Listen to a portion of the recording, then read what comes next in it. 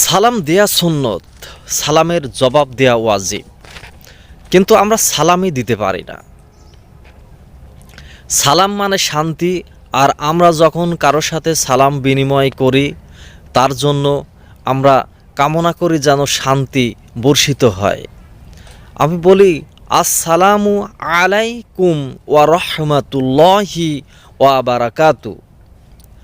বারাকাত বাদ দিলেও রহমতটুকু থাকে।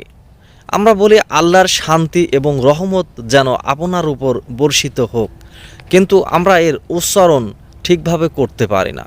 আমরা এমন দুর্ভাগা মুসলমান। অনেকেই সালাম দেয় সালাম আলাইকুম, সালামু আলাইকুম, কত রকমের উচ্চারণ। আমরা এমন জাতি যে আমাদের যে পরিস্থিতির প্রধান যে সালাম দেওয়া সেটা আমাদের জানা নেই। আসলেই আমরা দুর্ভাগা।